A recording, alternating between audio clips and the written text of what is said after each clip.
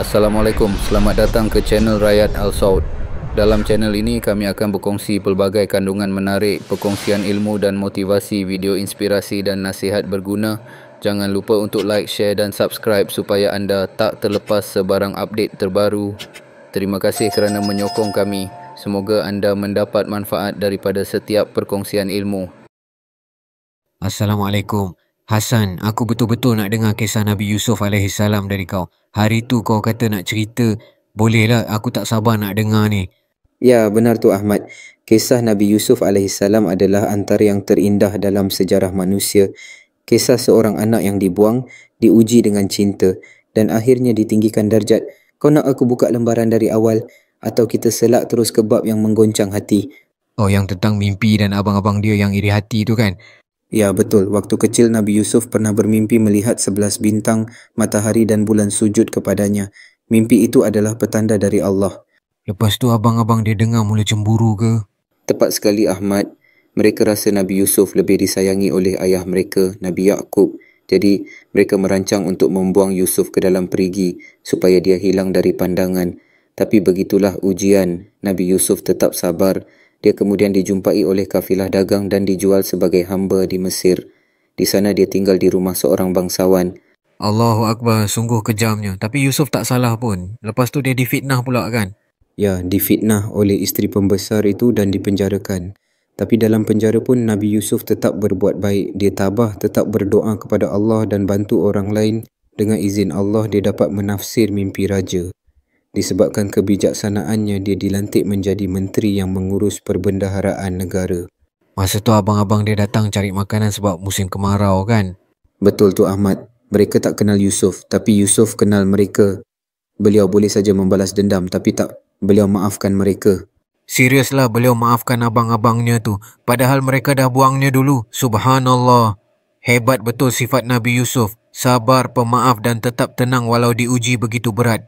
Nabi Yusuf kata, tidak ada balasan dendam pada hari ini. Semoga Allah mengampunkan kalian. Dia ajak semua keluarganya tinggal bersamanya di Mesir. Itulah yang kita patut contohi Ahmad. Kadang orang buat kita salah, tapi kita jangan balas dengan keburukan. Allah pasti beri ganjaran yang lebih besar. Hassan, bila aku fikir balik, Yusuf bukan saja sabar. Dia juga tak pernah berhenti percaya pada Allah. Kalau kita mesti kita dah tanya, kenapa aku ya Allah? Aku tak salah apa pun. Tapi Yusuf tak begitu. Dia tetap berdoa walau dalam penjara. Dia terus bantu orang lain walau dia sendiri sedang terkurung. Ya, itulah yang paling kuat dalam diri Nabi Yusuf. Dia tak pernah persoalkan kenapa semua tu berlaku pada dia. Aku pun kadang-kadang rasa putus asa bila doa aku tak termakbul cepat. Sampai aku rasa macam Allah tak dengar doa aku atau aku ni tak cukup baik untuk dikabulkan. Ahmad, tahu tak? Doa Yusuf pun tak dimakbulkan serta-merta. Tapi bila sampai masanya, Allah beri balasan yang jauh lebih hebat. Itulah janji Allah. Kadang kita rasa Allah lambat jawab, tapi sebenarnya Allah sedang susun sesuatu yang lebih baik daripada apa yang kita minta. Dalam surah Al-Baqarah ayat 216, Allah berfirman, boleh jadi kamu benci sesuatu padahal ia baik untukmu dan boleh jadi kamu suka sesuatu padahal ia buruk untukmu. Allah mengetahui sedang kamu tidak mengetahui.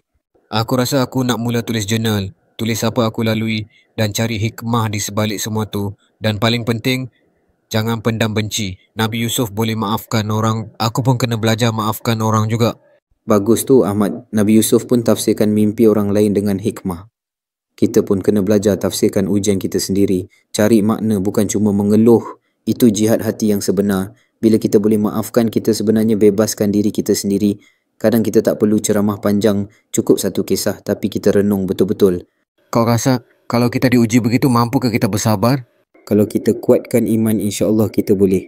Sebab setiap ujian tu bukan untuk jatuhkan kita tapi untuk naikkan darjat kita macam Nabi Yusuf. Sebab tu dia dipilih jadi Nabi, dia diuji dengan kehilangan keluarga, difitnah, dipenjara, tapi dia tetap tenang, sabar dan yakin dengan takdir Allah.